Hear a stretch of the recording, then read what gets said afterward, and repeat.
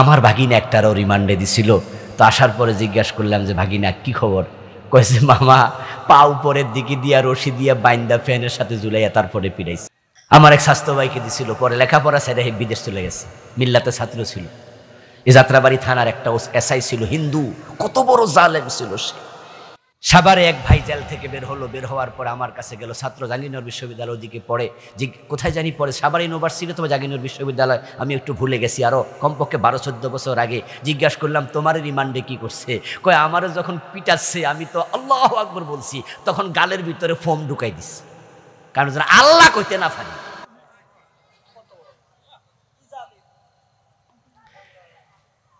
রিমান্ডে নিয়ে নখ তুলে ফেলছে, এমন ভাইও আছে, প্লাস দিয়ে টান দিয়া নখ তুলে ফেলছে, প্লাস দিয়ে টান দিয়ে।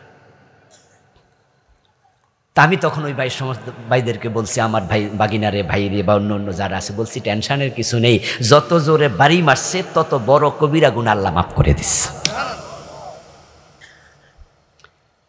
মা ইউসিবুল মুসলিমা মিন ওয়াসাবিন ওয়ালা হাম্মিন ওয়ালা হাজনিন ওয়ালা নাসাবিন ইল্লা কাফফারাল্লাহু বিহা খাতায়াহু হাত্তা শাওকা ইউশাকুহা। সহিহ মুসলিমের হাদিস। নবীজি বলেন, মুমিনকে যখন বিপদ মুসিবত পায়, সর্দি হোক জ্বর হোক, যত বিপদ আসবে আল্লাহ এর উসিলা গুনাহ মাফ করতে থাকে। ইভেন যদি গায়ে একটা কাঁটা ঢোকে, একটু ব্যথা পায়, আল্লাহ এর উসিলা গুনাহ মাফ করে দেয়। আর রিমান্ডে নিয়ে পা উপরে ফ্যানের সাথে ঝুলাইয়া যে পিটাইছে, আমলনামার গুনাহ আল্লাহ মাফ করে দিছে। তো শুধুমাত্র ইসলামের পক্ষে থাকার কারণে, ইসলামী আন্দোলনের কর্মী হওয়ার কারণে চাকরি চলে গেছে, এমন আছে না? ওএসডি হয়েছে, চাকরি চলে গেছে, মামলার আসামি হয়ে ফেরারি আসামি, ব্যবসা শেষ। সাতক্ষীরা অঞ্চলে গেলে খবর নিয়ে দেখবেন, এমনও ছিল কোন ইসলামী আন্দোলনের কর্মীর বাড়ি দোতলা ছিল, বুলডোজার দিয়া দোতলা বাড়ি ভাঙ্গা পরে ফুকুর বানাই গেছে, মাটি সুদ্ধা নিয়ে গেছে। ইয়াগফির লাকুম যুনুবাকুম ওয়া ইউদখিলকুম জান্নাত। আল্লাহ বলেন, তুমি আমি আমার রাস্তায় জিহাদ করবা, জান মাল দিয়া দিন কায়েমের কাজ করবা, আমি তোমাকে ক্ষমা করব, তোমাকে জান্নাত দেব। যালিকাল ফাওজুল আযীম, এটা বড় পুরস্কার। এরপরে আল্লাহ বলে, ওয়া উখরা তুহিব্বুনাহা নাসরুম মিনাল্লাহি ওয়া ফাতহুন করিব। আরেকটা পুরস্কার আছে, সেটা তোমরা পছন্দ করো, সেটা হলো আল্লাহর সাহায্য এবং বিজয়, সেটাও মাঝে মাঝে আমি দেই। সুবহানাল্লাহ। তবে ওইটা আমি সবসময় দেই না, আমি বিজয় সবাইকে দেই না। হযরত ঈসা আলাইহিস সালাম যে জাতির কাছে দ্বীনের দাওয়াত দিয়েছিলেন, তিনি কিন্তু বিজয়ী হতে যেতে পারেননি, বিজয়ী হতে পারেননি, বরং শত্রু পরিবেষ্টিত অবস্থা উনাকে আল্লাহ আসমানে তুলে নিয়েছে। তবে হ্যাঁ, উনি বিজয়ী হবেন ইনশাআল্লাহ। পড়েন, উনি আবার দুনিয়াতে আসবেন, উনি আবার আসবেন। আসার পরে দাজ্জালের সাথে উনার জিহাদ হবে।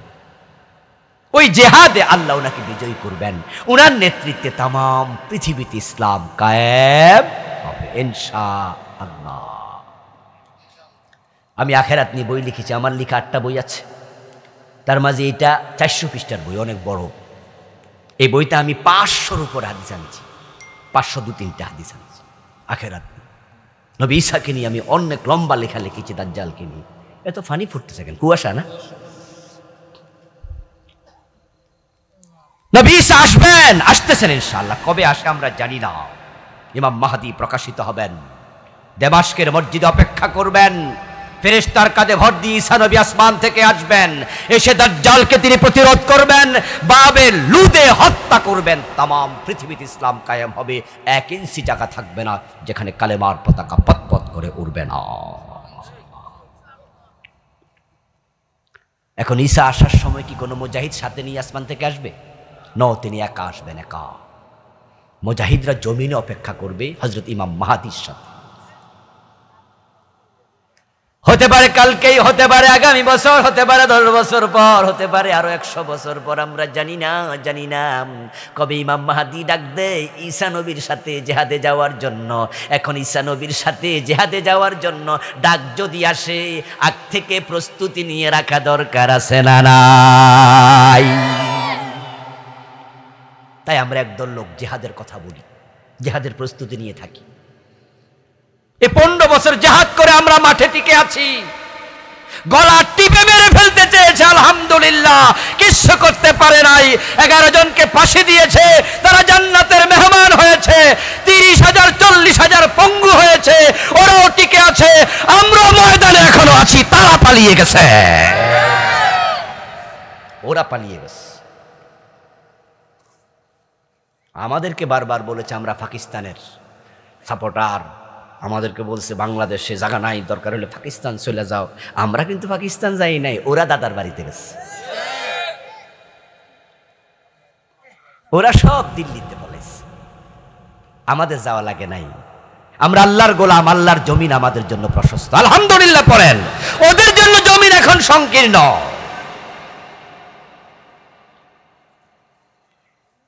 যেই মহিলা বারবার আমাদেরকে কটাক্ষ করতো, ইঙ্গিত দিয়ে বলতো পাকিস্তান চলে যাও, তোমরা এদেশে কেন?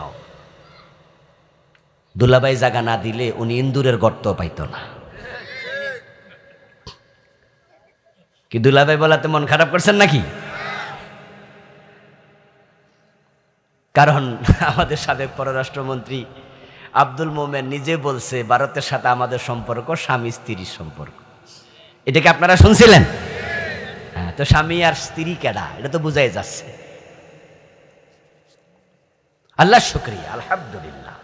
আমরা আখিরাতের প্রত্যাশী, দুনিয়ার ভয় আমাদেরকে কখনো পায় না। আমরা ভয় এই জন্যই পাই না, আমরা জানি আমাদের ব্যর্থতার কিছু নাই। আমাদেরকে মারলে আমরা শহীদ হই, বাঁচলে আমরা গাজী হই। এই স্লোগান তো ছাত্র জীবন থেকে আমরা শিখেছি, মরলে শহীদ, বাঁচলে গাজী, আমরা সবাই লড়তে রাজি। আমার প্রিয় ভাই, আমাদের রব, এবার বলুন তো মালিক রব পরিচিত হওয়ার পরেও চাকর যদি চাকরি না করে, কাজ না করে, এ চাকরি বেশি দিন থাকেনি। এখন আমরা যারা তার গোলাম, তার রবের পক্ষ থেকে, আল্লাহর পক্ষ থেকে কিছু কাজ দেবে, ওই কাজগুলো যারা করবে না, তাদের গোলামি বেশি দিন থাকবে না। এজন্যই তো তিনি জান্নাত শুধু তাদেরকে দেবেন যারা গোলামি করেছে। চাকরি যারা করে মাস শেষে তারাই শুধু বেতন পাবে। যে ফাঁকিবাজি করেছে, চাকরিতে গাফলতি করেছে, অর্ধেক চাকরি কইরা পলায়া চলে গেছে, মাস শেষে তার বেতন নাই, চাকরিটাও বেশি দিন থাকবে না। তাই তো কিয়ামতের দিন আল্লাহ যখন মানুষকে জান্নাত দেবেন, তখন জান্নাত দেওয়ার আগে বলবেন ফাদখুলি ফি ইবাদি, তারপরে বলবেন ওয়াদখুলি জান্নাতি। সুবহানাল্লাহ পড়ে। আগে বলবেন ফাদখুলি ফি ইবাদি, ও মানুষেরা আমার বান্দার কাতারে, গোলামের কাতারে, চাকরের কাতারে দাঁড়াও। আল্লাহর কথা বলার পরে দুনিয়া যারা আল্লাহর কথা মেনে চাকরি করেছে, আল্লাহর কথা মেনে চলেছে, তার দেয়া কাজ সম্পাদন করেছে, সেদিন শুধুই তারা কাতারবদ্ধ হয়ে দাঁড়াতে পারবে, বাকিরা সে কাতারে দাঁড়াতে পারবে না। এখন যারা কাতারবদ্ধ হয়ে আল্লাহর গোলামের কাতারে দাঁড়াবে, ওয়াদখুলি জান্নাতি, এবার আল্লাহ তাদেরকে বলবেন তোমরা যেহেতু আমার চাকরি করছো, আমার কথা শুনছো, এবার আমার জান্নাতে তোমরা দল বেঁধে প্রবেশ করো। রাসূলুল্লাহ সাল্লাল্লাহু আলাইহি ওয়াসাল্লাম বলেছেন, আহলুল জান্নাতি মিয়াতু ওয়া ইশরুনা সাফ, কিয়ামতের দিন জান্নাতে যারা যাবেন, একবারে শুরুতে যখন আল্লাহ লাইন ধরে দাঁড় হতে বলবেন, লাইন ধরে দাঁড় করাবেন, ফাদখুলি ফি ইবাদি বলে, তখন জান্নাতীদের কাতার হবে, লাইন হবে মোট 120 কাতার, 120 লাইন। এই 120 লাইন তারা জান্নাতে শুরুতে ঢুকে যাবে, আর বাকিরা ওই কাতারে ঢুকতে পারবে না। হাসরের দিন সবকিছু কার নিয়ন্ত্রণে থাকবে? কার? ওয়াল আমরু ইয়াওমাইযিন লিল্লাহ, ইয়াওমা লা তামলিকু নাফসুন লিনাফসিন শাইআন সেদিন কোনো মানুষ কারো উপকার করতে পারবে না, কেউ কারো কাজে আসবে না। সেদিন আল্লাহর নিয়ন্ত্রণ, ওয়াল আমরু ইয়াউমাইযিন লিল্লাহ। সেদিন মানুষ আল্লাহর কথার বাহিরে তার কদমটাও নাড়তে পারবে না। 120 তার জান্নাতি হবে। তবে হাদিসের মাঝে একটা সুসংবাদ আছে, সামানুনা মিন উম্মতি ওয়া আরবাউনা মিন সাইরিল উমাম। প্রিয় নবীজি বলেন, শোনো, আমার উম্মত হবে 120 কাতারের মাঝে 80 কাতার,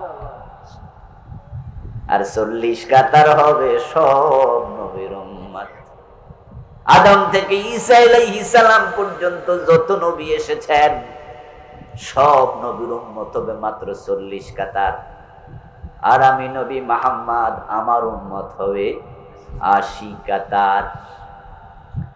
তাহলে বোঝা গেল উম্মতে মুহাম্মাদি জান্নাতীর সংখ্যা হবে বেশি। তবে দোস্ত, বেল পাকলে কাকের কি? উম্মতে মুহাম্মাদি হবে বেশি, কিন্তু তার মাঝে আপনার নাম আমার নাম যদি আল্লাহ না করুক না থাকে, তাহলে সুবহানাল্লাহ কইয়া কোনো লাভ নেই। পরীক্ষার রেজাল্ট হলো, এই স্কুলে 100 জন পরীক্ষা দিছে, 99 জন পাস করলো। পাশের সংখ্যা শোনেন, এত পরিমাণ পাস, হেডমাস্টার খুশি, টিচাররা খুশি, এলাকাবাসী খুশি। এবার বলুন তো, ওই 99 জন পাস, একজন যে ফেল, এর বাবা খুশি? নিজে খুশি? তো এলাকার সবাই খুশি, কিন্তু হে কয় আমার কপালটা পোড়া। 80 কাতার জান্নাতি হবে উম্মতে মুহাম্মাদি।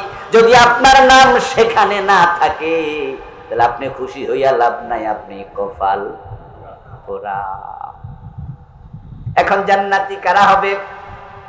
আল্লাহর আদেশ যারা পালন করবে। ইয়া আইয়ুহাল্লাযীনা আমানু, ও ঈমানদারেরা শোনো, ঈমান আনছো, কাম কিন্তু শেষ না, কাম মাত্র শুরু।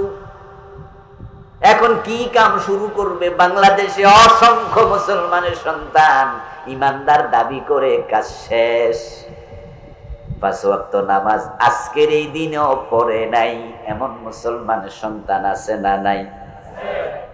গত রমজানে 30 রোজায় একটাও রাখে নাই, এমন মুসলমানের সন্তান আছে না নাই? এ বেটা কাম শুরু করছে না শেষ করছে? আর জুমার নামাজ পর্যন্ত পড়ে না, ওয়াক্তিয়া তো পড়ে না, জুমা পর্যন্ত। ওযুর 4টা ফরজ জানে না, এমন লোক আছে নি? সূরা ফাতিহাটা বিশুদ্ধ পারে না, এমন ফোরাক ফাইল্লা।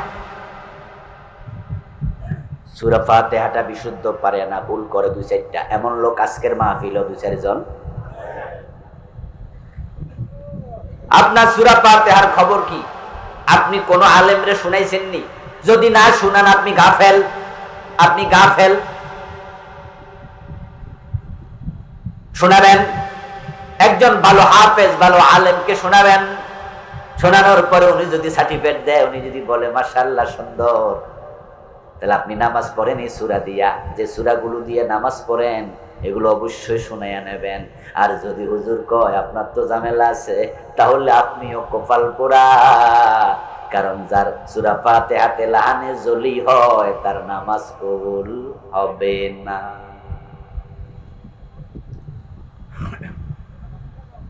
নামাজ নাই, রোজা নাই, হজ নাই, যাকাত নাই, পর্দা নাই, সুদ খায়, ঘোষ খায়, হালাল হারামের সীমা রক্ষা করে না। প্রতিদিন একবার দাড়ি কামায়, টাকনোর নিচে কাপড় পরে, মেয়েটা স্কুলে যায়, বোরকা সিলাইয়া দেয় না। নিজের বউটা বেনামাজি, বউটা বেপরদায় চলে, স্বামী হিসাবে তাকে বোরকা পরায় না। এমন স্বামী আছে না নাই? এগুলো স্বামী না আসামি? ওদের সাথে আল্লাহর সম্পর্কটা ভালো নয়। এই জন্য আল্লাহ ডেকে বলছে, তোমরা যারা ঈমান এনেছো, দুখুলু ফিস সিলমি কাফা। আমি আল্লাহর আদেশ হলো তোমরা ইসলামে পরিপূর্ণ প্রবেশ করো। ঈমান আনার মাধ্যমে মানুষ ইসলামে পা রাখে, ইসলামে পা রাখে। ঈমান হলো ইসলামে প্রবেশের রাজতোরণ, মেইন গেট। আপনি ইসলামে ঢোকার জন্য এক নাম্বার কাজ হলো ঈমান আনতেই। আপনি ঈমান এনেছেন, মুসলিম হয়ে গেছেন ভাববেন না। ঈমান আনলে মুসলিম হয়ে যাওয়া যায় না। ঈমান আনলে মাত্র মুমিন হলেন। এখন মুসলিম হওয়ার জন্য কাজ শুরু করেন, নামাজ, অন্যান্য ইবাদত শুরু করেন। এবার আল্লাহ বলছে, ঈমানদার যে ইসলামে ঢোকার জন্য মুমিন হলা, আমি আল্লাহর অর্ডার হলো ওই ইসলামে অর্ধেক ঢুকো না, ইসলামে পরিপূর্ণ প্রবেশ করো। উদখুলু ফিস-সিলমে কাফা, ছোট্ট আয়াত, এক দুইবার পড়লে আপনারও মুখস্থ হয়ে যাবে। উদখুলু ফিস-সিলমে কাফা, ইসলামে পুরা ঢোক। অর্ডারটা কার? এই যে ডাইকিয়া কইলো এই কথাটা, আমি কইলাম না আল্লাহ কইলো? আচ্ছা, আল্লাহর অর্ডার পালন করা নফল না ফরজ? ডেফিনিটলি ফরজ। আল্লাহ বলছে নামাজ পড়ো, 5 ওয়াক্ত নামাজ কি নফল না ফরজ? আল্লাহ বলছে রমাদানে রোজা রাখো, রমাদানে আমাদের জন্য রোজা রাখা নফল না ফরজ? আল্লাহ বলছে যাকাত দাও, মালওয়ালা পয়সাওয়ালা মানুষ যাকাত দেয়া নফল না ফরজ? তো আল্লাহ বলছে ইসলামে পুরা ঢোকো। এখন ইসলামে পুরা ঢোকা নফল না ফরজ? কিন্তু বাংলাদেশের লোকেরা ইসলামে কি পুরা ঢুকছে? 53 বছরে মোটেও ঢুকে নাই। তারা ইসলামে ঢুকছে অদ্বিকা। যেমন ইসলামে আছে নামাজ পড়ো, আলহামদুলিল্লাহ তারা নামাজ জুমা হইলো পরে, জুমা না পড়লে কমপক্ষে ঈদের নামাজ হইলো, মানে নামাজ নামক ইবাদত এটা করছে। কেউ কন্টিনিউ করে, কেউ ফাঁকিবাজি করে, কিন্তু করে। রোজা অনেক লোকই করে, হজ লাইন দইরা করে। সৌদি আরবের সরকার কয় হজের কোটা হইলো 1 লাখ, বাংলাদেশের তালিকার মাঝে 1.5 লাখ 2 লাখ, সবাই 1 বছর যাইতে পারে না। রাশেদ খান মেনন পর্যন্ত আলহাজ, হাসানুল হক ইনু হেও আলহাজ, সিনেমার নায়িকা শাবানা হেও নাকি আলহাজ, মমতাজ নাম শুনছেন মমতাজ বেগমও নাকি আলহাজ। আমার বন্ধু হজ করলো, নামাজ পড়লো, যাকাত দিল, রোজাও রাখলো, ইসলামের এই বিধানগুলো আমাদের কাছে পরিচিত, এগুলো করলো। কিন্তু এবার বলুন তো, চোর ধরে হাত কাটো, এই বিধানটা কোরআনে আছে না নাই? 53 বছর বাংলাদেশে চোর ধরে হাত কাটছেন কয়দিন? তাহলে ইসলাম পুরা যে মানা হয় নাই, এটাই তার 1 নাম্বার প্রমাণ। الزانية والزاني فاجلدوا كل واحد منهما 100 جلدة ولا تأخذكم بهما رأفة في دين الله। ছেলে মেয়ে পুরুষ নারী যদি জেনা করে, অবিবাহিত হলে প্রত্যেককে 100 করে বেত লাগাও, এবং এ বিষয়ে তাদের প্রতি মনে কোনো ভালোবাসা জন্মাতে পারবে। আর যদি বিবাহিত হয় তাহলে পাথর মারো, নাউযুবিল্লাহ, পাথর মারো। এই যে আল্লাহর আইন, জেনা করলে 100 বেত লাগাও, 53 বছরের বাংলাদেশে এটা কয়দিন লাগাইছেন? বিবাহিত হলে পাথর মারো, কয়দিন মারছেন? ইসলামে পরিপূর্ণ প্রবেশ করো, এরকম আমি ডজন ডজন দেখাইতে পারবো, যেগুলো 53 বছরের বাংলাদেশে আমরা মানি নাই। এবার আপনারাই বলুন তো, বাংলাদেশের ইসলাম কি পূর্ণাঙ্গ না অর্ধেক? আল্লাহ অর্ধেক ইসলাম মানলেই চলবে, জান্নাত পাইবা, এ কথা কোরআনের কই বলেছে? দেখাও। অর্ধেক কিছুই চলে না, কিন্তু আমরা ঠিকই চলতেছি। এই যে আপনার গাছের মাঝে পেয়ারা ধরে, পেঁপে ধরে, ধরে না লাউ ধরে, আচ্ছা আপনি অর্ধেক কেটে বাজারে নিন, কিনবো নি কেউ? আপনি অর্ধেক পেঁপে বাজারে নিন, অর্ধেক কলা নিয়েন, অর্ধেক কাঁঠাল নিয়েন। ও ভাই আমার, অর্ধেক টাকা, 1000 টাকার নোট মাঝখানে ছিঁড়া, দোকানে যায় কয়েন নেওয়া, অর্ধেক নিব? অর্ধেক কিছুই চলে না, কিন্তু বাংলাদেশ অর্ধেক ইসলাম ঠিকই চলতেছে। এবং আমরা জান্নাতে কাঁঠাল খাবো, মুছে তেল দিচ্ছি, কষ যেন। রব বলছে ইসলামে পুরা ঢোকো, ইসলামে পুরা ঢোকার চিন্তাটাই তো মাথায় ঢুকলো না, আমল তো আরো পরে। সাবধান মুসলমান, আমরা সবকিছু পারবো না, রব জানেন। এই জন্য যে রব ইসলামে পুরা ঢোকার জন্য বলছেন, ওই রব তাওবার একটা দরজাও খুলছে। তিনি জানেন আমার যে বান্দা ঝামেলা করবে, ভুল করবে, কোথাও কোথাও পেছ লাগাইয়া দেবে, সে যেন তাওবা করে ক্ষমা নিয়ে মরতে পারে। তাই জীবনের যে জায়গায় আপনি দেখবেন যে এখানে তো আমি ইসলামে ঢুকি নাই, এখানে আপনাকে তাওবা করতেই, আপনি বলে দেবেন আদম নবীর মতো, রব্বানা যালামনা আনফুসানা ওয়া ইন লাম তাগফির লানা ওয়া তারহামনা লানাকুনান্না মিনাল খাসিরিন। ইসলামে পুরা ঢোকো, এটা আল্লাহর অর্ডার, এটা ফরজ। এই ফরজ আপনাকে মানতে হবে, এটা মানতে আপনি বাধ্য। ইসলামে পুরা না ঢুকে জান্নাত পর্যন্ত যাওয়া যাবে না, যাবে না। তাই তিনি বলছেন ওয়ালা তাত্তাবিউ খুতুওয়াতিশ শায়তান, শয়তানের পদাঙ্ক অনুসরণ করো না।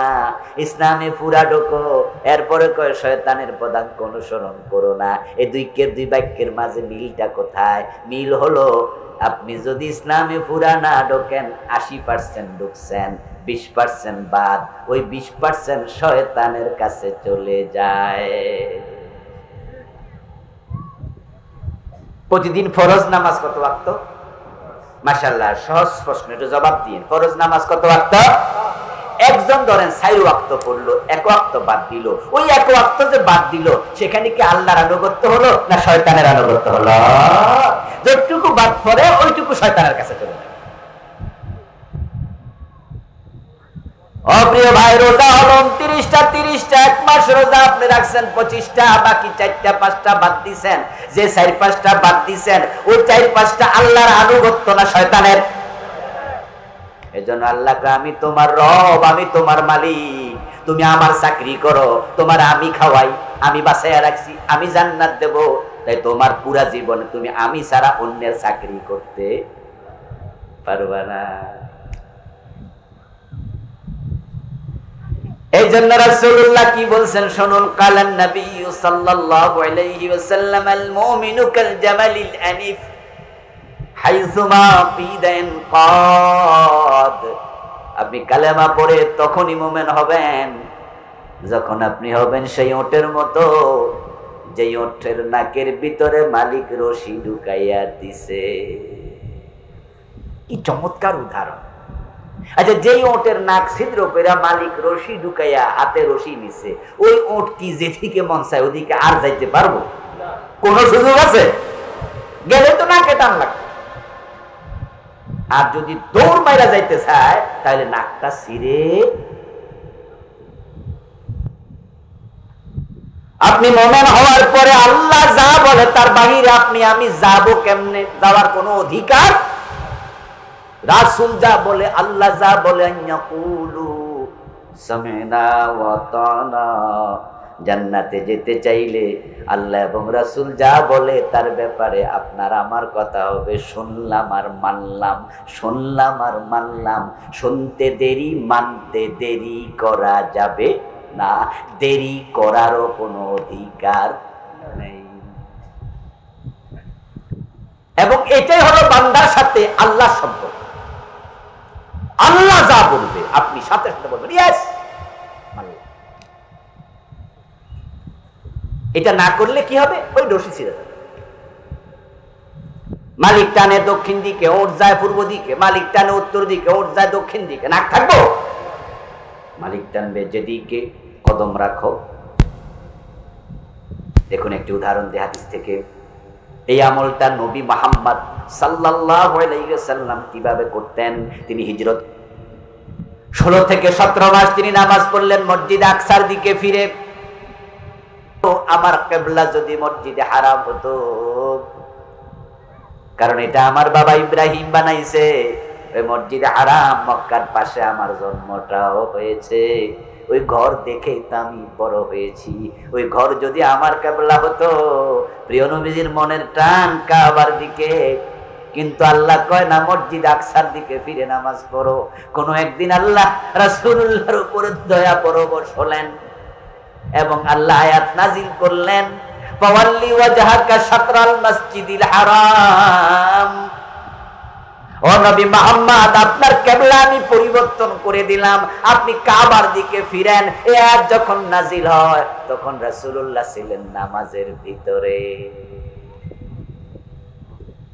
তিনি 4 রাকাত বিশিষ্ট নামাজ, কেউ বলছেন যোহর, কেউ বলছেন আসর, 2 রাকাত পরে কমপ্লিট করছে। আত্তাহিয়াতু পড়া খারাইছে।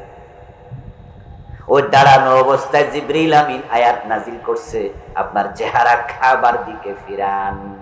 প্রিয় নবীজি মনে মনে ভাবতে পারতেন তাহলে এই ওয়াক্ত আপাতত যাক, পরের ওয়াক্ত ফিরামু, কিন্তু না, তিনি নামাজের মাঝে কাবার দিকে ফিরে গেলেন। 1 সেকেন্ডও দেরি করেন নাই। সাহাবারাও রাসূলকে দেখে কাবার দিকে ফিরে গেলেন। যেই মসজিদে ঘটনাটি ঘটেছে ওই মসজিদকে বলা হয় মসজিদু যিল কিবলাতাইন, 2 কিবলার মসজিদ। প্রিয় নবীজি নামাজের মাঝে ফিরলেন। কেন ফিরলেন? পরের ওয়াক্তের জন্য ওয়েট করলেন না, কারণ তিনি জানেন যে রব যা বলে তার গোলাম তা মানতে দেরি করতে পারবে না। তো আল্লাহ কয় সর ধরে হাত কাটো।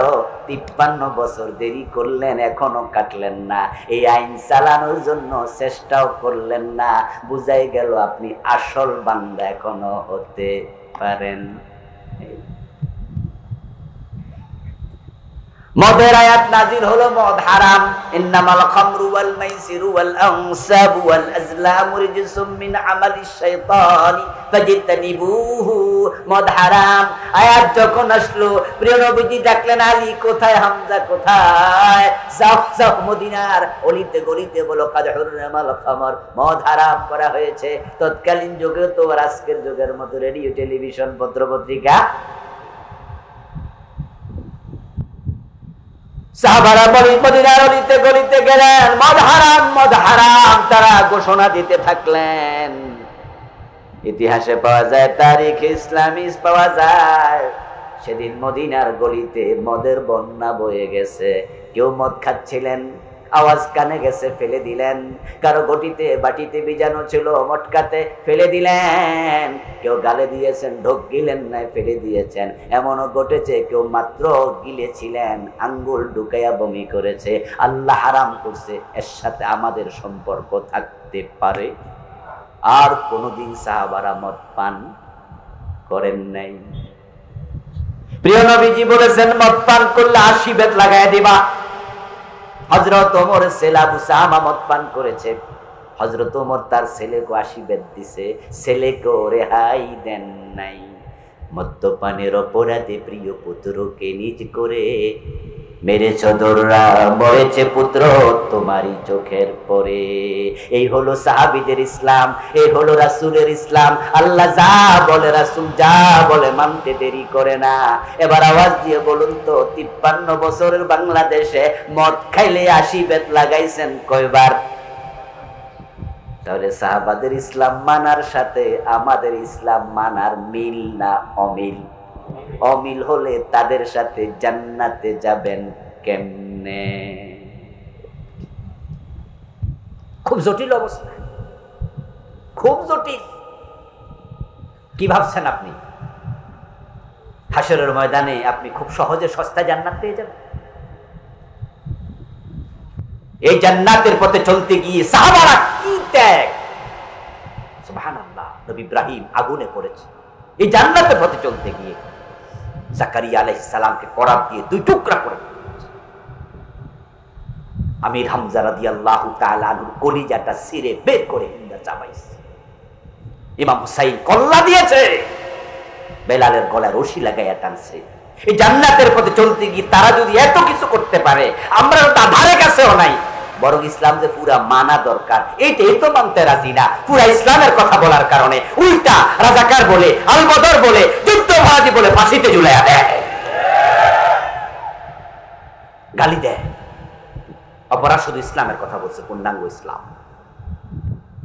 আর সে আপনি কিন্তু আবার জান্নাতে যাওয়ার জন্য স্বপ্ন দেখছেন। জান্নাতকে তো মাগনা মিলে যাবে। ও প্রিয় ভাই আমার, ভালো করে শুনুন, আল্লাহ বলছে ইসলামে পুরা ঢোকো, শয়তানের পদাঙ্ক অনুসরণ করো না।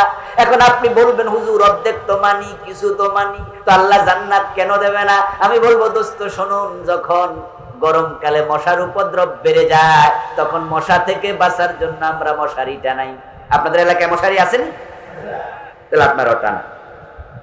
আচ্ছা, মশারি যখন আমরা টানাই, আমরা মশারির ভিতরে ঢুকার পরে দেহের কোনো অংশ কি মশারির বাহিরে রাখি?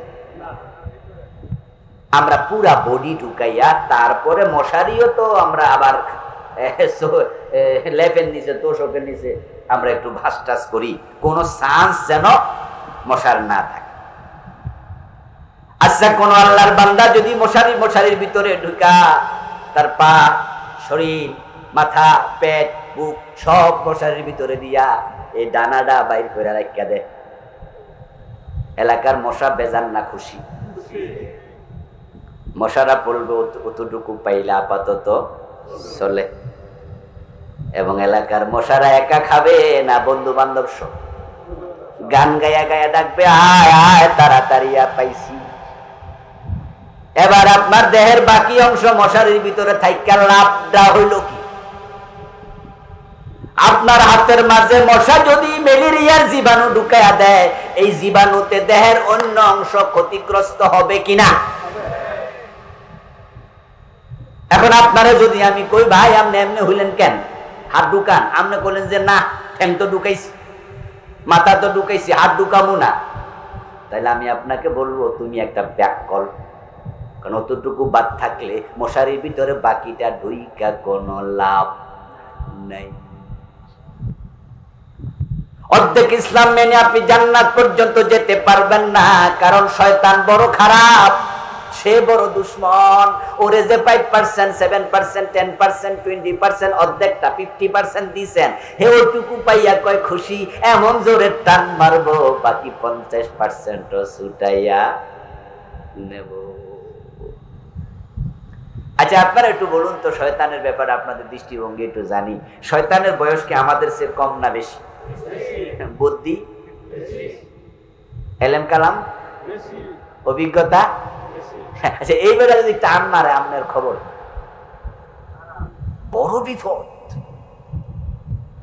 কারণ সে নবীদেরকে পর্যন্ত ফেসে পালাইয়া দিছিল, কত নবীরে কবিরা গুনাহ পর্যন্ত পৌঁছাইতো যদি আল্লাহ না বাঁচাইতো। হযরত ইউসুফ আলাইহিস সালাম রে জেলখানা থেকে বের হওয়ার পরে প্রশ্ন করা হয়েছিল, ইউসুফ, জুলাইখা একজন সুন্দরী মহিলা, আবার রাষ্ট্রপ্রধানের বউ সেজে গুজে থাকে, দেখতে সুন্দর সুশ্রী, আপনি একজন যুবক মানুষ, ওই মহিলা আপনাকে নাকি অন্দরমহল পর্যন্ত নিয়ে গেছে আপনাকে কাছে পাওয়ার জন্য, আপনি নাকি দৌড় মারছেন। ওই মহিলার কথা আপনি একমত হলেন না, কেন এমনটা হলো? আপনি পুরুষ মানুষ, আপনার কি নফস নাই? আপনাকে উত্তেজিত করেনি? কোরআনে পাওয়া যাওয়া গাল্লাকাতিল আবওয়াবা ফাকালাত হাইতা লাক। জুলাইখা ঘরের দরজা বন্ধ করে নবী ইউসুফরে বলতেছে কাছে আসো। নাউজুবিল্লাহ। ফাকালাত হাইতা লাক, কাছে আসো, আমি তোমার, তুমি আমার। গায়ের কাপড় খুলতে শুরু করেছে। নবী ইউসুফ দাঁড়াইছে না দৌড় মারছে? আল্লাহ দরজা খুলে ওনাকে বাঁচাইয়া দিছে। নবী ইউসুফকে প্রশ্ন করলো, আপনি সেদিন দৌড় মারলেন কেন? আপনি তো পুরুষ মানুষ, নারীর প্রতি কি কোনো আকর্ষণ নাই? আপনার নফস কি আপনাকে উত্তেজিত করেনি? নবী ইউসুফ তখন জবাবটা কি দিয়েছিলেন? ওনার জবাবটা আল্লাহ কোরআনের আয়াত বানায়া নাজিল করছে, ওমা উবাররিউ নাফসি ইন্নান নাফসা লাআম্মারাতুম বিসসুই ইল্লা মা রাহিমা রাব্বি। সুবহানাল্লাহ পড়েন। ইউসুফ আলাইহিস সালাম বলেন, ওমা উবাররিউ নাফসি, আমি বলি না আমার নফস নিষ্কলুষ, আমার উত্তেজিত করেনি, আমি এটা বলি না।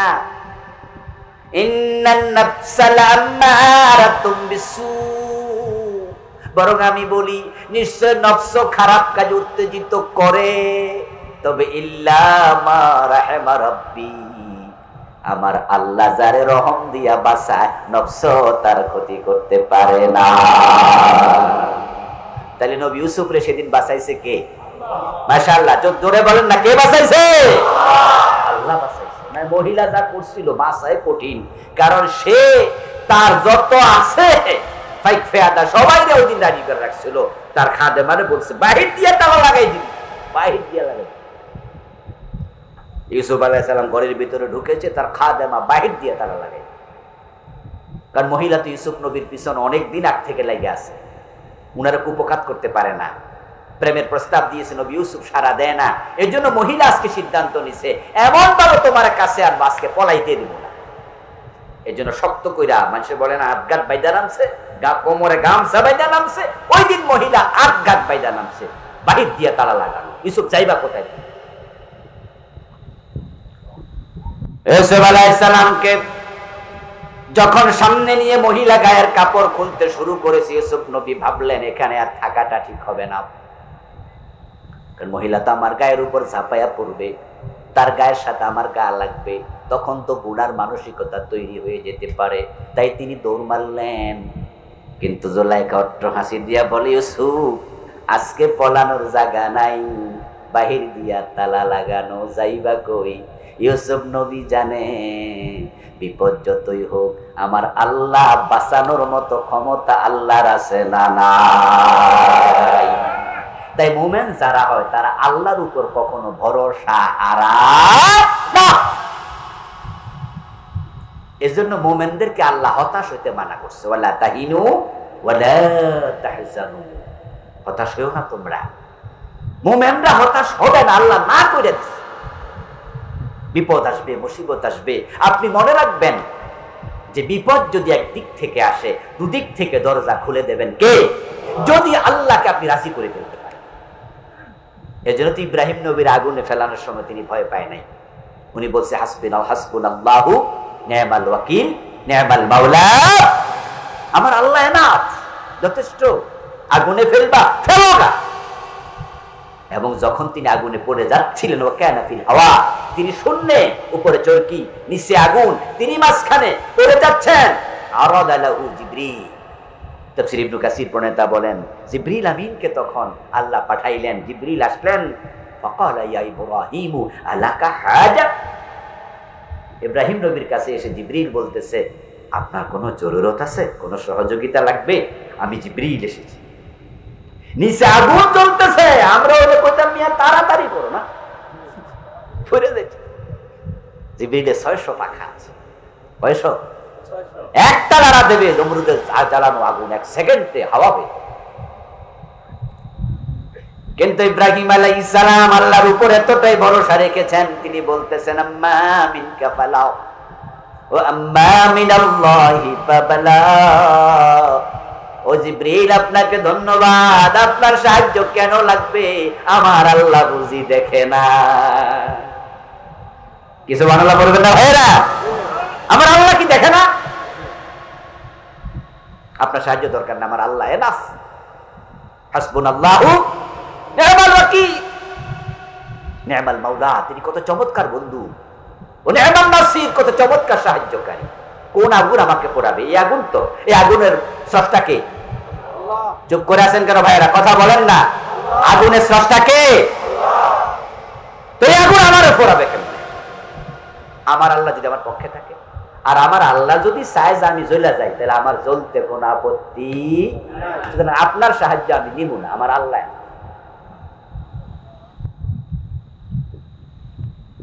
হযরত ইউসুফ আলাইহিস সালাম ভাবেন দরজা লাগাইছে তো কি হইছে, তাই তিনি দরজার দিকে দৌড় মারলেন। তিনি জানতেন আস-সাইয়ু মিন্না ওয়াল ইতমামু মিনাল্লাহ, চেষ্টা করার মালিক আমরা, পূর্ণতার মালিক কে?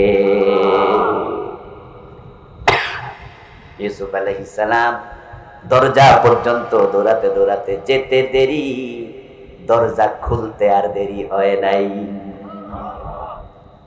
দরজা খুলে গেছে। এজন্য আমরা যারা নবী ইউসুফের উম্মত, নবী ইউসুফের অনুসারী, আল্লাহর নবীদের অনুসারী, আমরা সব নবীকে বিশ্বাস করি, সব রাসূলকে বিশ্বাস করি, উম্মতে মুহাম্মাদি হলেও কিন্তু অন্য নবীদের উপর আমাদের ঈমান আছে না নাই? আমরা তাদেরকে ভালোবাসি। আল ওয়ারাসাতুল আম্বিয়া, আমরা ওয়ারাসাতুন নবী না, ওয়ারাসাতুল আম্বিয়া। আল উলামা ওয়ারাসাতুল আম্বিয়া। কে এক বছর না বহু বছর? আমরা সব নবীর ওয়ারিস, সবার অনুসারী। সূরা ইউসুফে আল্লাহ তাআলা এই আয়াতগুলো নাজিল করে আমাদেরকে কাহিনী শোনায় না। কোরআন কিসসার কিতাব না, কোরআন ইবরাতের কিতাব, শিক্ষা নেয়ার কিতাব। আল্লাহ বুঝায়, তোমরা যারা আমি আল্লাহর পথে চলতে চাও, নবী ইউসুফের মতো হওয়া লাগবে। জালেমরা যতই তাড়া দেখ, যতই দরজা বন্ধ করুক, তোমরা আমার উপর ভরসা করে সামনে আগালে তোমাদেরকে আমি আল্লাহ দরজা খুলে দেব। ঠিকই তো, ঠিকই তো। দীর্ঘ 17 বছর দরজা ওরা বন্ধ করে রাখছিল। আপনাদের কাপাসিয়াতে আমরা মাহফিল করতে আসতে পারি নাই। আচ্ছা, আজকের মাহফিল থেকে এতক্ষণ পর্যন্ত যত কথা কইছি, আমরা কি আল্লাহ রাসূলের কথা কইছি না আমার বাপ দাদার কথা কইছি? আপনাদেরকে যে নামাজের কথা, রোজার কথা, হজের কথা এগুলো বলতেছি, এতে করে লাভ হবে না? দুই একজনও কি শুনবে না? যে 13 বছর 15 বছর কেন কথা বলতে দিলাম? আমি কি এই এলাকায় এসে কি এমপি হব? আমি কি চেয়ারম্যান নির্বাচন করব? কথা বলতে দেবে না। শুধু আমাকে একা না, আরো কত জায়গায় কত আল্লাহর বান্দারে কথা বলতে দেয়। আল্লামা সাইদির মতো মানুষটা 13টা বছর জেলখানা রাখছে। উনার হাতে মুসলমান হয়েছে কয়েক হাজার। এই 13 বছর আরো কয়েক হাজার কাফের মুসলমান হতো, ঠিক না? পুরো বন্দি করে রাখছে। যত চোর ডাকাত বুক ফুলে আছে, 4000 কোটি টাকা দেশের লুট কইরা এও নাকি ঠিক আছে। আর এই বেটা ভালো মানুষ, এই বেটা রয়েছে।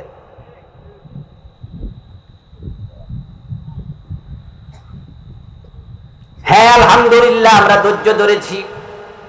আমরা কোরআনওয়ালারা, ইসলামওয়ালারা ইসলাম থেকে একটুও সরি নাই। আমরা আমাদের রাস্তায় আগাইছি। আল্লাহ 17 বছর পরে দরজা খুলে দিছে। এখন আমরা ঠিকই কথা কই, তোমাদের মুখ বন্ধ, ঠিক কি না? এটা ইউসুফী সাহায্য। ইউসুফ আলাইহিস সালাম যখন ঘরের বাহিরে চলে গেলেন, ওই জুলাইখা আবার দেখতেছে সারছে তো, শিকার সো হাতছাড়া হয়ে গেল, চলে তো গেল। এখন জুলাইখার দাঁড়ায় না, জুলাইখা পিছন দিয়া দৌড় মারছে। দৌড় মারা ইউসুফ নবীর গেঞ্জির মাঝে ধরছে, কোত্তার মাঝে। এই আলোচনা কোরআনে আসেনি? আছে, আছে। আল্লাহ যখন শোনায়, আমি শোনাচ্ছি, বুঝতে হবে এর মাঝে কোনো কল্যাণ ইবরত আছে। ইউসুফ নবীর জামা গেছে ছিঁড়া। এই যে জামা ছিঁড়ে গেল, যেদিন ইউসুফ আলাইহিস সালামের গায়ের জামাটা ছিনল, তখন কি ইউসুফ নবী মিশরের প্রেসিডেন্ট না ঘরের চাকর? কেনা দাস গোলাম, উনাকে বাইরা কোপে ফেলাই দিছিল। তারপর সেখান থেকে কিছু লোককে পাইছিল। আমার দিকে এটা ফেললো কেন আবার?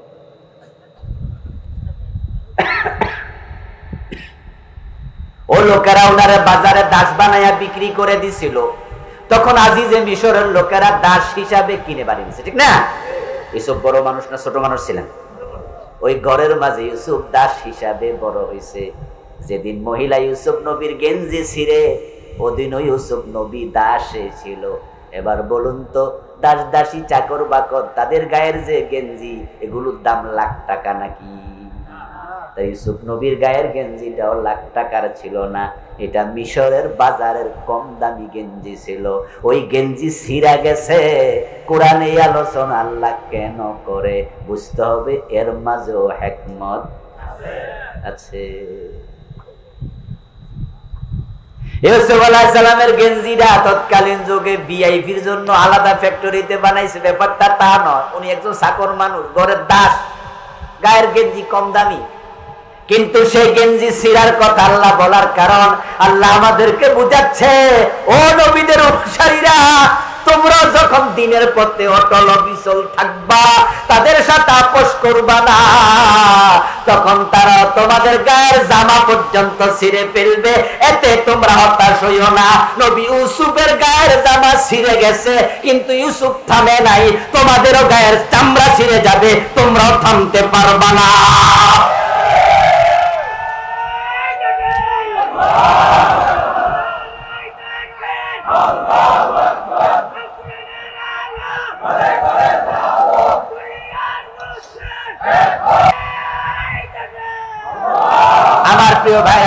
ইউসুফের গায়ের জামাটা যখন জুলাইখা ছিঁড়ে ফেললো, নবী ইউসুফ কি থেমে গেল না সামনের দিকে গেল?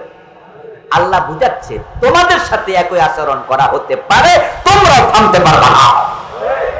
সামনে সামনে ইউসুফ আলাইহিস সালাম দৌড়ায়া দৌড়ায়া যদি দরজা পর্যন্ত না আসতেন তাহলে আল্লাহ দরজা খুলতেন না। কারণ আল্লাহর একটা নিয়ম আছে, মানুষের চেষ্টা যেখানে শেষ হয় আল্লাহর সাহায্য সেখানে শুরু হয়। বুঝছেন কি কথা? ইউসুফ আলাইহিস সালাম যদি দেখতো দরজার দিকে তাকাইয়া, দরজা তো বাহির দিয়া তালা দিয়ে দিছে, এখন মহিলা আমার গায়ে কাপড় চোপড় করলে আমার উপর ঝাঁপাইয়া পড়বে, আমি আল্লাহর আখিরাতে কয়ে দিব, আল্লাহ আমি তো সেদিন ঘরের ভিতরে ছিলাম, কিচ্ছু করার ছিল না।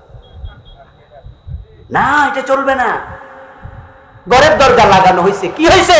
আমি আমার চেষ্টা শেষ করতে হবে, আর আল্লাহ তাআলা চাইলে দরজা খোলার ক্ষমতা আল্লাহর। আল্লাহ সাহায্য তখনই আসবে যখন আপনার চেষ্টা শেষ হবে। মুসা আলাইহিস সালাম যে হাতের লাঠি দিয়া বাড়ি দিয়া সমুদ্রে 12টা রাস্তা বানাইছিল, রাস্তাটা কি আগে বানানো ছিল না নদীর সমুদ্রের কাছে যাওয়ার পরে? চেষ্টা শেষ হোক তারপরে সাহায্য হবে। আল্লাহ আগে বানায় রাখতে পারতো, কিন্তু আল্লাহ আগে বানায় না। ইব্রাহিম নবীকে যখন আগুনে ফেলে দেয়, আগুন কি আগে ফুলবাগান বানাইছে নাকি ফেলার সময়?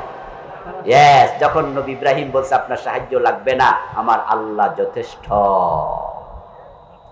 তাফসীর ইবনে কাসির প্রণেতা বলেন, যখন জিবরিল আমিনকে ফিরাইয়া দিল, ইব্রাহিম নবী বললেন লাগবে না আপনার সাহায্য। ওয়াজআলা খাযিনুল মাতার ইয়াকুল ইয়া রাব্বি মাতা উমারু বিল মাতার ফামতিরহু। জিবরিল আমিন ফিরে গেল, নবী ইব্রাহিম বললেন সাহায্য লাগবে না। তখন বৃষ্টির দায়িত্বে নিয়োজিত ফেরেশতা মিকাইল আলাইহিস সালাম উনি চিৎকার দিয়ে বলতে শুরু করলেন, ও আমার রব, আপনি বৃষ্টির অনুমতি দেন। ইব্রাহিম তো আগুনে পড়ে যাচ্ছে, আমি মেঘমালা থেকে বৃষ্টি নাজিল করে আগুনটা নিভাই, আপনি অনুমতি দেন, অনুমতি দেন। বৃষ্টির ফেরেশতা চিৎকার দেওয়া শুরু করছে। আল্লাহ বলে, জিবরিলের সাহায্য নেয় নাই, তোমার সাহায্য লাগবে না, বরং আমার উপর ভরসা করছে, আমি আল্লাহ আগুনটাকে ফুলবাগান বানিয়ে দিব। কুল্লা ইয়া নারু কুনি বারদাও ওয়া সালামান আলা ইব্রাহিম। আমি আল্লাহ তখনই বললাম, ও আগুন, আমার ইব্রাহিম আসছে, আমার ইব্রাহিমের জন্য তুমি এয়ার কন্ডিশন হয়ে যাও। কুনি বারদা, তুমি হয়ে যাও ঠান্ডা। আপনারা একটু বলুন তো, আগুনের চরিত্র কি ঠান্ডা না গরম?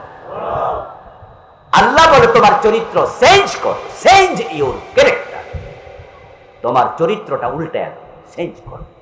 কোনি বারদা, তুমি ঠান্ডা। আচ্ছা, ইব্রাহিম আলাইহিস সালামকে যখন তারা আগুনে ফেলে দেয়, উনি যখন আগুনে নিক্ষিপ্ত করেন, তখন কি উনি কম্বল টম্বল সাথে নিছে? শীতের জ্যাকেট? এজন্য আল্লাহ বারদা বলার পরে থেমে যান নাই, বলছে সালামা। আমার ইব্রাহিম তো কম্বলও গায়ে দিয়ে আসে নাই, শীতের কোটও নাই, ঠান্ডা আবার বেশি হইলে ইব্রাহিম কষ্ট পাবে, তাই সালামা, বেশি ঠান্ডা হইও না, এমন ঠান্ডা হইও যেন আরাম বোধ করে। এই জন্য বলছে বারদাউ ওয়া সালাম, আরামদায়ক ঠান্ডা, কষ্টকর ঠান্ডা না। ইব্রাহিম আলাইহিস সালামের চেষ্টা শেষ, আল্লাহর উপর ভরসা নিয়ে পৌঁছেছেন, আগুন হয়ে গেল নাতিশীতোষ্ণ। তাফসীরে পাওয়া যায় তিনি 40 দিন সে আগুনের ভিতরে ছিলেন। ইন্নান নারা লাম তাহরিক মিনহু ইল্লা ওয়াসাকাহু। তাফসীর ইবনে কাসির প্রণেতা লিখেন, ওই আগুনের ভিতরে উনি ছিলেন বটে, আগুন ওনার গায়ের জামাটাও টাচ করে নাই। পশম দূরের কথা, গায়ের জামাটাও টাচ করে নাই। তবে ইল্লা ওয়াসাকাহু, এই জালেমগুলো উনার হাত পা বেঁধে উনাকে আগুনে ফেলেছিল। এখন এই অবস্থায় যদি থাকে উনি কষ্ট পাবে, তাই আগুন উনার হাত পায়ের বাঁধা রশি খেয়ে উনাকে মুক্ত করে দিয়েছে। ইব্রাহিম আলাইহিস সালাম 250 বছর হায়াত পেয়েছিলেন, লম্বা হায়াত 175 বছর।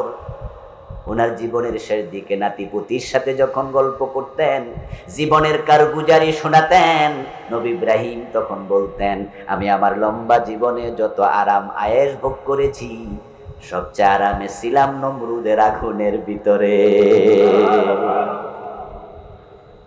সে আল্লাহ এখনো আছে না নাই? সে আল্লাহ এখনো আছে না নাই? এই জন্য আল্লাহ কাহিনীগুলো কোরআনে আমাদের শুনে বুঝায়, হতাশ হইও না, টেনশন করো না। ইব্রাহিমকে আমি বাঁচাইছি, ইউসুফ নবীকে ঘর থেকে আমি হেফাজতে নিয়েছি। ইউসুফ নবী বের হয়ে গেলেন, মহিলা ধরল শক্ত করে, ইউসুফ আলাইহিস সালাম চলে গেলেন বাহিরে। আল্লাহ তাআলা কোরআনে এই সমস্ত আলোচনাগুলো করলেন, করার পরে আবার বলতেছে, ইন্না কাইদাকুন্না আযীম। আচ্ছা, ইউসুফ কথা শুনলো না, ঘরের দরজায় গিয়ে ইউসুফ আলাইহিস সালামের পিছনে পিছনে মহিলা, ওনারা দুইজনে ঘরের দরজায়, বাহিরের দরজায়, তখন দেখে স্বামী আজিজে মিশর ঘরে আসতেছে। স্বামীকে সামনে পেয়ে মহিলার সাথে সাথে বলতেছে, দেখো দেখো তোমার গোলাম আমার ইজ্জতে হাত দিতে ঘরে ঢুকছে, আর আমি তারে ধরেয়া বাইর করতেছি। কারণ গোলামের পিছনে মালিকের বউ দৌড়াচ্ছে, তাই মালিকের মাথায় প্রশ্ন যে কিরে, গোলামের পিছনে আমার বউ দৌড়ায় কেন? এই জন্য মহিলা ভাবলো এমন কথা কমু যেন আমার কোনো দোষ খুঁজে না পায়। সে জায়গায় মিথ্যা কথা বানিয়ে পড়লো, এ তোমার গোলাম আমার চরিত্রে হাত দিতে পারে। ইউসুফ আলাইহিস সালাম সেদিন উনার চরিত্রের হেফাজতের জন্য দরজার পাশে একটা ছোট্ট বাচ্চা ছিল দোলনায়। ওই বাচ্চা তখন কথা বলেছে, সাক্ষী দিয়েছে। বাচ্চা বলেছে, জামা যদি পিছন দিয়ে ছিঁড়া থাকে তাহলে ইউসুফ নির্দোষ, আর জামা যদি সামনে দিয়ে ছিঁড়া থাকে ইউসুফ দোষী। পরে দেখে জামা পিছনে ছিঁড়া, এই জন্য তার স্বামী বলল, বুঝেছি আসল দোষী কে। কিন্তু স্বামীকে ওই মহিলা এমন পুষলানো এমন পুষলাইছে, ইউসুফ নবীকে এক পর্যায়ে জেলে পর্যন্ত স্বামীরে বারবার বলছে, বালা নাই ছেলেটা, বালা নাই ছেলেটা, বালা না, জ্ঞান জ্ঞান জ্ঞান জ্ঞান জ্ঞান জ্ঞান করতে করতে করতে করতে এক পর্যায়ে বউরে কইছে, খুশি করার জন্য কিতা করতাম, কহেরে জেলে দাও। ইউসুফ নবী কো, আমার জন্য জেলখানাই ভালো। এই মহিলার সাথে যদি ইউসুফ নবী আপোষ করে লাইতো, তলে তলে হাত মিলাইতো, মহিলা যা চাইছিল 10-20 মিনিটের সময় দিয়া জেনাদা বিচার করে লাইতো, এই মহিলা কি জেলে দিত না দুধ কলা খাওয়াইতো? ঠিক আজকের যুগের আলেম ওলামাদেরকে যারা জেলে দিছে, ফাঁসি দিছে, তাদের সাথে যদি তারা আতাত করত, আপোষ করত, তাদেরকেও দুধ কলা খাওয়াইতো। কিন্তু তারা ফাঁসির মঞ্চে যেতে রাজি, আপোষ করতে রাজি হয় নাই।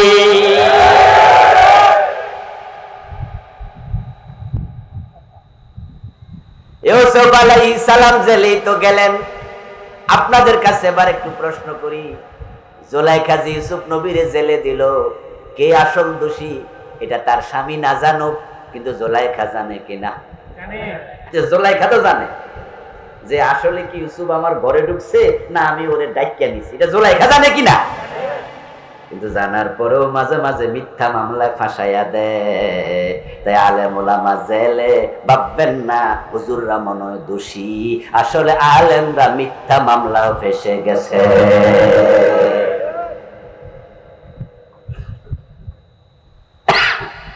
এখন যে জুলাইখা ইউসুফ নবীরে জেল খাটাইলো, জুলাইখা কয়জন ছিল? কয়জন? কিন্তু কোরআনের আয়াত হচ্ছে, ইন্না কাইদাকুন্না আযীম। কুন্না, কুন্না হলো বহু বচন, কে হলো এক বচন।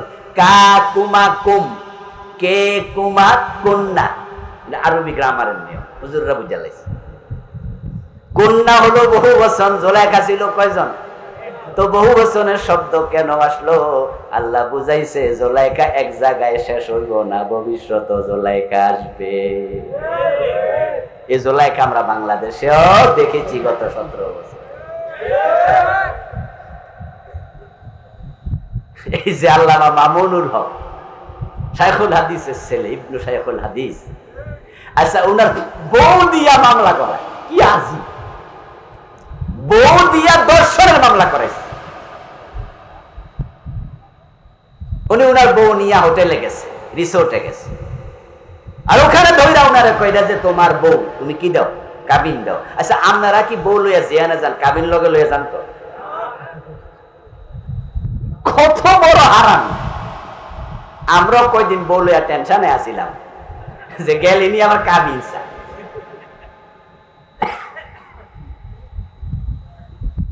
ও প্রিয় ভাইরা, বলতেছিলাম ইসলামে পরিপূর্ণ প্রবেশ করো, সেখান থেকে আমরা এসেছি। শয়তান আমাদের পিছনে আছে। নবী ইউসুফ আলাইহিস সালামকে প্রশ্ন করা হয়েছিল আপনি কিভাবে বাঁচলেন? তখন তিনি বলছে আমার নফস, শয়তান আমার পিছনে আছে, নফস পিছনে আছে, কিন্তু বাঁচাইছে কে? আচ্ছা নবীদেরকে যেভাবে আল্লাহ এভাবে বাঁচায় বিপদ থেকে, কবিরা গুনাহ থেকে, আমাদের কি আল্লাহ এভাবে বাঁচান নাকি? না। যদি বাঁচায় তাহলে আপনি কিভাবে মদ খান? আপনি কিভাবে মিথ্যা বলেন? আপনি কিভাবে নামাজ কাজা করেন? আচ্ছা জীবনে মিথ্যা কথা বলেন না, এখানে কে কে একটু হাত তোলা? কিন্তু নবী মুহাম্মাদের বয়স যখন 43, কত? উনি যখন প্রকাশ্যে ইসলামের দাওয়াত দিতে শুরু করলেন, নাজিল হলো ওয়ানজির আশিরাতাকাল আকরাবিন। ও নবী আর গোপনে নয়, আপনার আপনজনদেরকে প্রকাশ্যে দিনের দাওয়াত দেন। আল্লাহ নবী পাহাড়ে দাঁড়ালেন, লোকদেরকে ডাকলেন, তাদেরকে ডেকে বললেন আমি যদি বলি পাহাড়ের পিছনে একদল সৈন্য তোমাদের আক্রমণ করার জন্য প্রস্তুতি নিয়ে বসে আছে, বিশ্বাস করবা নাকি? তারা বলল হ্যাঁ। রাসূলুল্লাহ বললেন তোমরা তো দেখোনি, কেন বিশ্বাস করবা? তারা জবাব দেয় কারণ তুমি জীবনে কখনো মিথ্যা কথা বলো না। তাহলে রাসূলুল্লাহ জীবনে মিথ্যা কথা কয় না, সাক্ষী দিচ্ছে কারা? মক্কার কাফেররা। আর আমরা এখানে কয়জন আছে জীবনে মিথ্যা কথা কই নাই? নবীদেরকে মাসুম বলা হয়। মাসুম মানে হলো যাদেরকে নিরাপত্তা দেয়া হয়, তাদেরকে গুনাহ থেকে হেফাজত করে কে? আল্লাহ। আমরা কি মাসুম? আমাদেরকে আল্লাহ ওইভাবে হেফাজত করে না। এখন আপনার পিছনে আমার পিছনে 24 ঘন্টা শয়তান লেগে আছে। তো আপনি যে ইসলাম অর্ধেক মানলেন, বাকি অর্ধেক মানলেন না, ওই অর্ধেক ধরে শয়তান এমন টান মারবে যে অর্ধেক আছে অর্ধেক ছুটে যাবে। এই জন্য আল্লাহ বলে ইসলামে পরিপূর্ণ ঢুকো। এখন ইসলামে পরিপূর্ণ কিভাবে ঢুকবেন? ঢোকার নিয়মটা কি? ঢোকার নিয়ম হলো আপনি ইসলামের যত বিধান আছে সবগুলো 1 নাম্বার সর্বান্তকরণে মেনে নেবেন। আমার আল্লাহ আমার রাসূল যা বলেছে তা মানতে আমার কোনো আপত্তি নাই। এটা হলো 1 নাম্বার কাজ। 1 নাম্বার কাজ এটা। যদি এটা করতে ব্যর্থ হন তাহলে আল্লাহর কসম আপনি মুমিন না। এত শক্ত কথা কিভাবে বললাম? আল্লাহর কসম তো অনেক দামি জিনিস। এর কারণ হলো এটা কোরআনের আয়াতে আছে, ফালা ওয়ারাব্বিকা লা ইউমিনুনা হাত্তা ইউহাক্কিমু। আল্লাহ বলছে 5 ওয়াক্ত নামাজ পড়ো। মেরাজের রাতে রাসূল এই বিধান নিয়ে এসেছেন। কোরআনে 5 ওয়াক্ত নামাজের আয়াত আছে যে 5 ওয়াক্ত নামাজ মানতে কারো আপত্তি আছে? মানলেন। সেই আল্লাহ বলছে ইনিল হুকমু ইল্লা লিল্লাহ, আল্লাহ ছাড়া কারো আইন চলবে না। এখন আল্লাহর আইনের ব্যাপারে আপনার ভূমিকা কি? নামাজ তো 5 ওয়াক্ত মানলেন, কিন্তু 53 বছর বাংলাদেশ আল্লাহর আইনে চলে না, ব্রিটিশ আইনে। এটা পরিবর্তনের জন্য আপনি কি করছেন? এই হলো প্রশ্ন আপনার বিবেকের কাছে। আল্লাহর বক্তব্য লাহুল খালকু ওয়াল আমর, সাবধান, সৃষ্টি যার, আইন চলবে শুধুই তার। এ হলো আল্লাহর কথা। উদখুলু ফিস সিলমি কাফা। তা আপনি নামাজ মানলেন, রোজা মানলেন, তাহলে সৃষ্টি যার, আইন চলবে শুধু তার, এটাও মানার দরকার আছে না নাই? তাহলে এটা যারা মানে তারা আল্লাহ ছাড়া অন্যের আইনের সাথে আর থাকতে পারবে না। অথচ আপনি যাদেরকে ভোট দেন, যাদের দল করেন, যাদের সমর্থক, যাদের কর্মী, তারাই দেশ চালাইছে 53 বছর। যদি তাদের সমর্থক, কর্মী হন, ভোটার হন, তাহলে আপনি কি আল্লাহর আইনের পক্ষে ভোট দিলেন না মানুষের আইনের পক্ষে? তো ওদের সাথে থাকলে আপনি আল্লাহর এই বিধান মানলেন কেমনে? মানেননি। আর না মানলে আপনি মুমিন না। 92% মুসলমান, তারা যদি আল্লাহর আইনের পক্ষে এসে যায়, আমি তো বলি 92% লাগে না রে, 51% এনাফ। 51%ও লাগে না, কারণ বাংলাদেশে যে সংসদীয় নির্বাচন হয় সেখানে সংখ্যাগরিষ্ঠ যে তারাই ক্ষমতা যায়। যারা ক্ষমতায় অতীতে ছিল সংখ্যাগরিষ্ঠ, ভোট কানেকশন হয়েছে যাহা, দেখা যায় তার অর্ধেক 35%, 40% এনাফ। অতটুকু পাইলে ক্ষমতায় চলে যায়। যদি দেশের 35, 40%, 35% লোক কোরআনের পক্ষে আসতো, কত আগেই সংসদে কোরআন ঢুকতো, কত আগে ঢুকে যেত। এ দেশের মুসলমান হিসাব হলো কাজীর গরুর মতো, কেতাবে আছে গোয়ালে নাই। এ দেশের 92% মুসলমান হিসাব সবটা ভোটার লিস্টিতে আছে, বাস্তবে এই যে কাগজ, এখানে আমি যদি লিখি পোয়াকার পা নরসিকার নি, উচ্চারণ কি হবে? কিন্তু কাগজটা ভিজবে, কারণ পানি নাই তো, শুধু লিখায় আছে। যদি লিখি সরায়া গরু সুগার বুদন তার না, উচ্চারণটা কি হবে? কাগজটা পড়ে যাবে, কারণ আগুন তো নাই। যদি আসল পানি হতো তাহলে ভিজে যেত, আসল আগুন হতো তাহলে পুড়ে যেত। এখানে লিখায় আছে, বাস্তবে নাই। 92% মুসলমান লাগে না, যদি 51% আসল মুসলমান হতো, কবে আল্লাহর কোরআনের আলোকে দেশ চলত। কিন্তু আপনি তো আসেন নাই কোরআনের আইনের পক্ষে। কোরআনের আইনের কথা শুনলে বরং আপনি এটাকে রাজনীতি মনে করছেন। জিকিরের ওয়াজ যে হুজুর করে, ওই হুজুরকে বলেননি হুজুর রাজনীতি করছে। নামাজের ওয়াজ করে চলে গেছে হুজুর, বলেননি রাজনীতি করছে। যেই মাত্র আল্লাহর আইনের কথা বলছে, আপনি বলছেন রাজনীতি। নামাজের কথা যে কোরআনে আছে, জিকিরের কথা যে কোরআনে আছে, ওই কোরআনে আল্লাহর আইনের কথা আছে না নাই? এটা আপনার কাছে বিরক্তির কারণ হলো কেন? কারণ আপনি পুরা ইসলাম গ্রহণ করতে একমতই হতে পারেন নাই।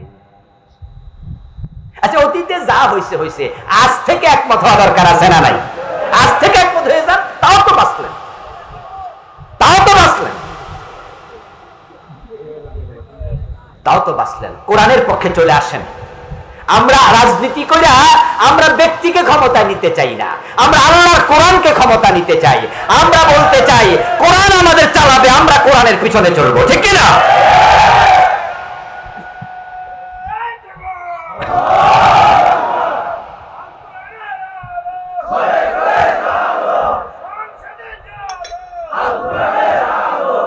আমার প্রিয় ভাইয়েরা, কোরআন যদি আমাদেরকে চালায়, আমরা কোরআনের পিছনে চলি, কোরআন টেনে টেনে আল্লাহর জান্নাতে নিয়ে যাবে ইনশাআল্লাহ।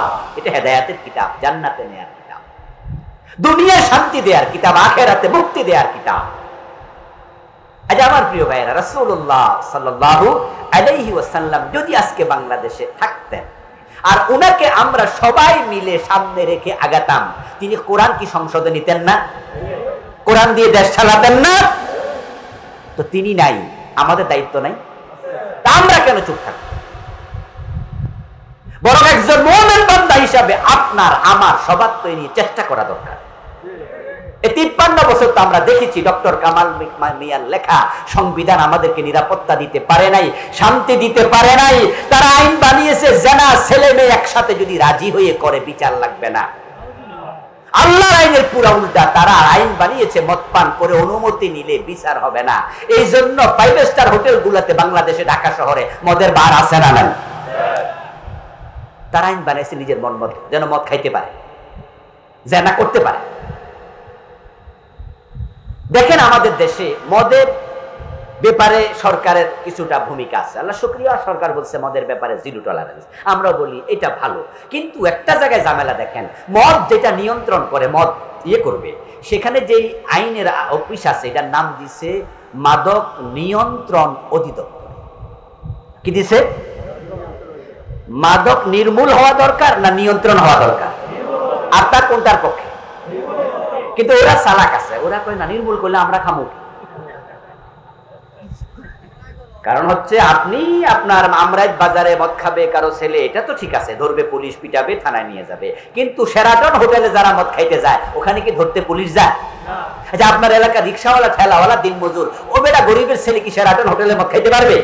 ওখানে যারা যাবে ওরা বুদ্ধি আছে, ওরা কই যদি নির্মূল লিখি তাহলে আমরাও খাইতে পাবো না। এর জন্য লিখছে মাদক নিয়ন্ত্রণ অধিদপ্তর।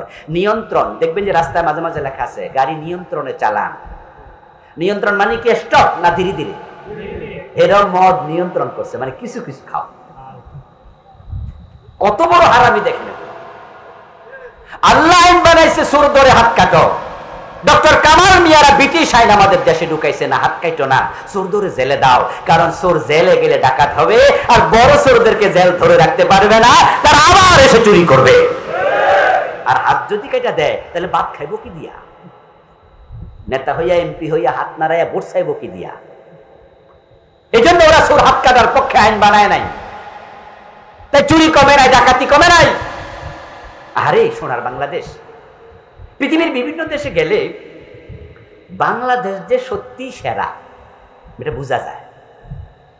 এমনি দেশে যায় নাই, না যাইয়া গান গায়ে লাভ নাই, গেলে না বুঝতেন। যারা গেছেন তারা জানেন। আলহামদুলিল্লাহ, আল্লাহ তাআলা তো অনেকগুলো দেশ সফর করার সুযোগ দিয়েছে। এমনও হয়েছে যে আমেরিকাকে মানুষ কি বলে? স্বপ্নের দেশ। আমাদের বাংলাদেশের লোকেরা তো যাওয়ার জন্য ডিবি লটারি, টিভি লটারি, কত কিছু, সাঁতার কাটতে পর্যন্ত নদী টদি পার হইয়া জঙ্গল দিয়া যায়। প্রিয় ভাই, সেখানে শীতকালে থাকা, আপনারা যারা গিয়েছেন তার অভিজ্ঞতা আছে, যারা যায় না আত্মীয় স্বজনকে জিজ্ঞাসা করবেন, শীতকালে থাকা কত কষ্ট।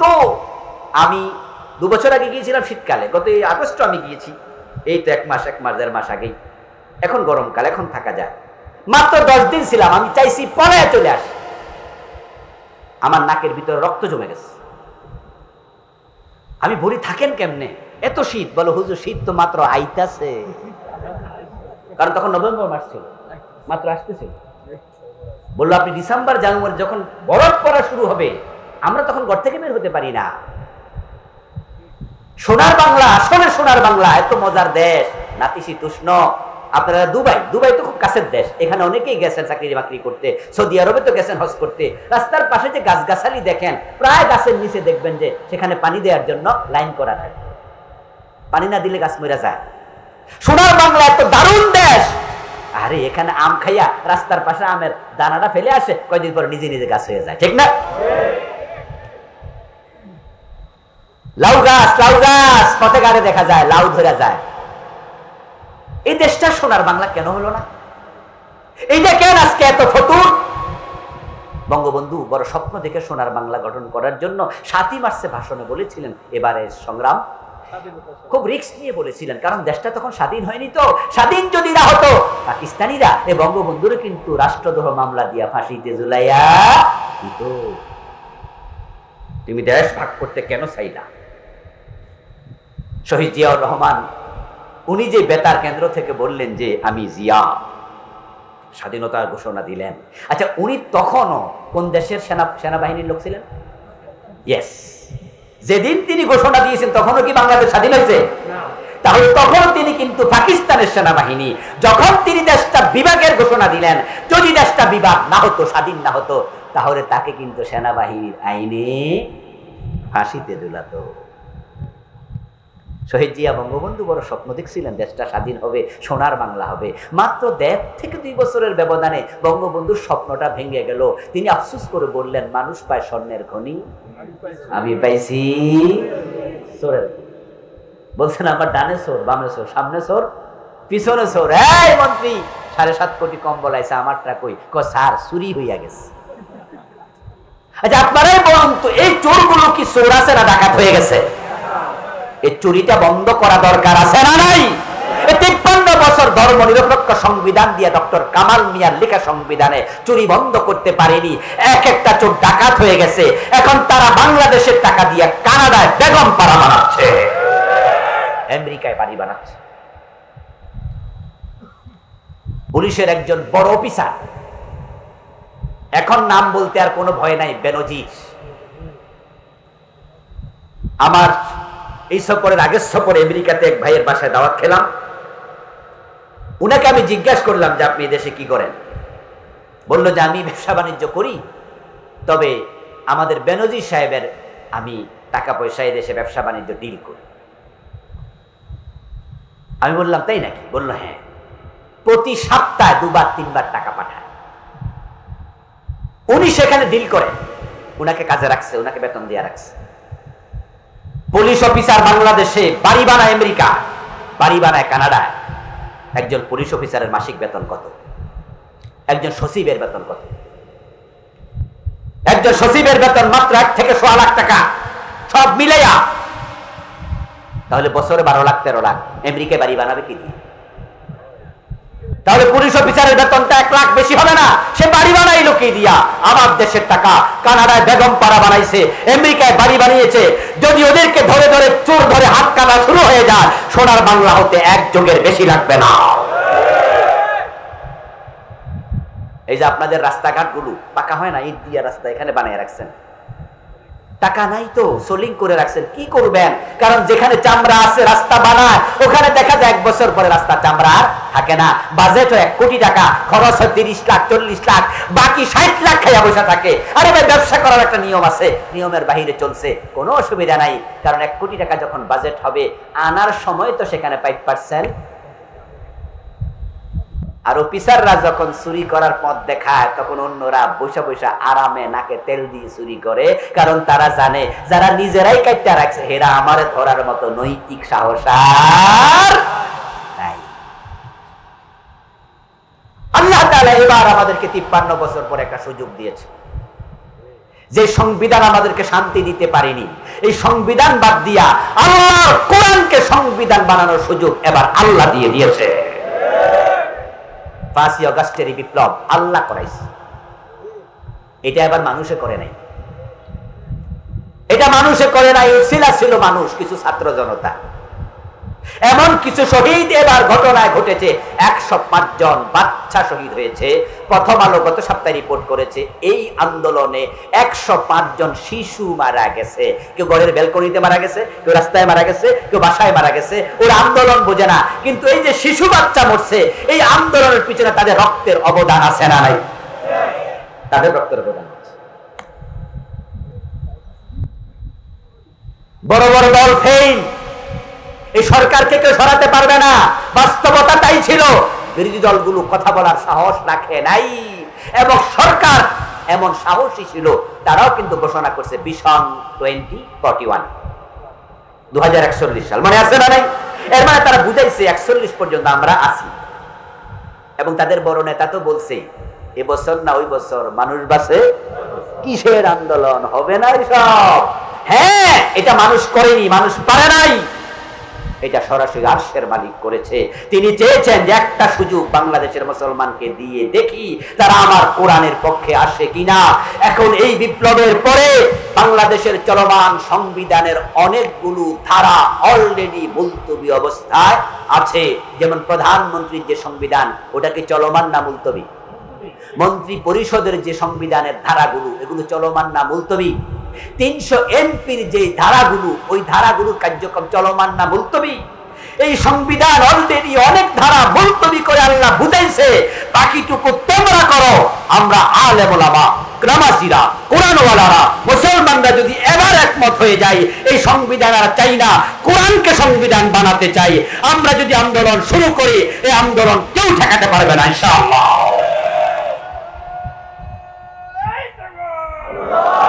আমার প্রিয় ভাইরা, কোরআনকে সংবিধান বানানো দরকার আছে কিনা? আচ্ছা, কোরআন সংবিধান হলে আপনাদের কোনো লস আছে? বরং লাভ আছে না নাই? ঈমান পরিপূর্ণ হবে। আল্লাহর আইনের সৌন্দর্য আমরা নিজের চোখেই দেখি। কোরআনের ভিতরে সৌন্দর্য নাই? আরে জাহিলিয়াতের যুগে কোরআন পরিবর্তন করেছে, স্বর্ণ যুগ বানিয়েছে। যে যুগে হানাহানি, মারামারি, কিলাকিলি এগুলো অ্যাভেলেবেল ছিল, আমরা দেখেছি কোরআন আসার পরে অর্ধ দুনিয়ার সম্রাট ওমর গাছতলায় ঘুমায় থাকতো, বডিগার্ডের প্রয়োজন আর ছিল না।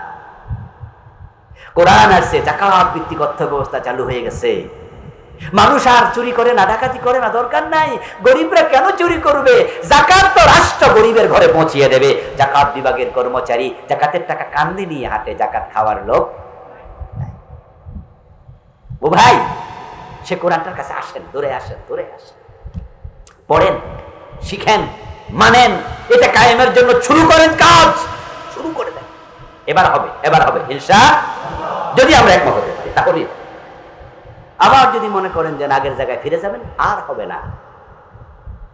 আমরা আল্লাহর কাছে ছাড়া পেয়ে যাবো, যেটা আমরা বলেছি, আমরা কাজ করছি, কিন্তু আপনি বলতে পারবেন না হুজুররা বলে নাই।